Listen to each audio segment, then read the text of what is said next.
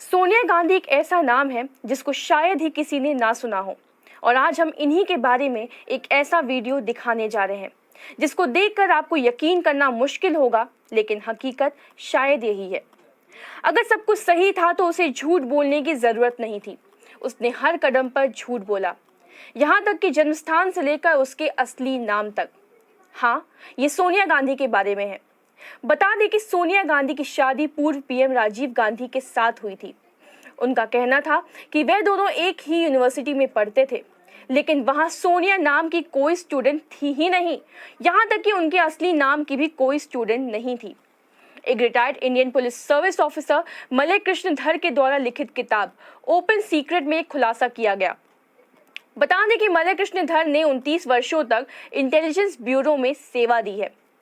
उन्होंने कहा कि मेरी मेहनत भरी रिसर्च और बुद्धिमत्ता रंग लाई।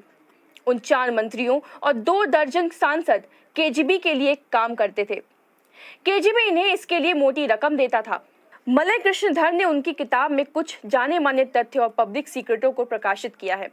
इस किताब में उन्होंने सोनिया गांधी पर आरोप लगाते हुए कहा है कि सोनिया गांधी एक केजीबी द्वारा भेजी हुई जासूस है।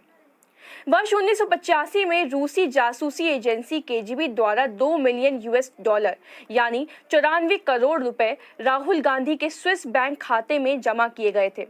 वर्ष 1985 में रूसी जासूसी एजेंसी केजीबी द्वारा 2 बिलियन यूएस डॉलर यानी 94 करोड़ रुपए राहुल गांधी के स्विस बैंक खाते में जमा किए गए थे, जो कि सोनिया गांधी द्वारा मैनेज किया जाता था। स्विस न्यूज मैगजीन में यह भी दर्शाया गया था कि केजीबी ने सोनिया गांधी, जो कि भारतीय राजनेता से विवाहित है, उसे इतनी मोटी रकम क्यों दी। अगर सोनिया गांधी भारत की प्रधानमंत्री बन गई होती तो हमारी राष्ट्र सुरक्षा, सेना, वैज्ञानिकता और टेक्नोलॉजी विकास और हमारी व्यापारिक गतिविधियां रूस, रोम और अन्य मुस्लिम राष्ट्रों के लिए एक खुली किताब की तरह हो जाती। इटालियन माफिया भारतीय इंडस्ट्रीज और व्यापार पर अपना दबदबा कायम कर लेता, जिसका परिणाम बहुत ही खतरनाक होता। कृष्णधर द्वारा जुटाए गए कुछ सबूत सोनिया गांधी को रशियन एजेंट साबित करते हैं। जवाहरलाल नेहरू के समय इंदिरा गांधी को भी केजीबी के द्वारा मोटी रकम मिलती थी। उसके बाद इंदिरा गांधी के चहेते राजीव और सोनिया को पाकिस्तानी बैंकर के द्वारा रकम दी जाती थी। बैंकर आगा हसन अब्दी, जो कि bank of credit and commerce में कार्यरत था, ये बैंक अबू धाबी के शेख जैद के अवैध धन को वैध करता था। तत्कालीन प्रधानमंत्री लाल बहादुर शास्त्री की रहस्यमयी मृत्यु रूस पर उंगली उठाती है।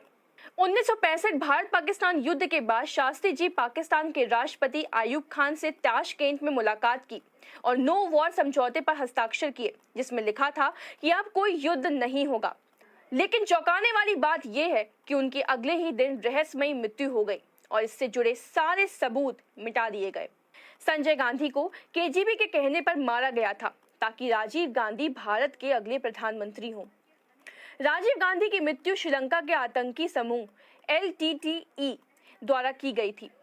बता दें कि राजीव गांधी को 21 मई 1991 को तमिलनाडु में 24 वर्षीय धनु नामक रोमन कैथोलिक महिला, जिसका असली नाम क्लेबती था, के द्वारा आत्मघाती बम द्वारा उड़ा दिया गया था।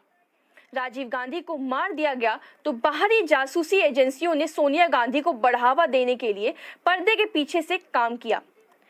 सोनिया के लीडरशिप के लिए संभावित खतरों को एक एक कर के शानदार तरीकों से दुर्घटनाओं को प्राकृतिक रूप देकर हटा दिया गया, जो कि केजीबी की विशेषता है। कैथलिक्स रविवार को विशेष मानते हैं और सोनिया गांधी के सभी खतरों को रविवार को ही खत्म कर दिया गया। राजेश पायलट की रोड एक्सीडेंट में रविवार को मौत हो गई। जितेंद्र प्रसाद रविवार को ब्रेन हैमरेज से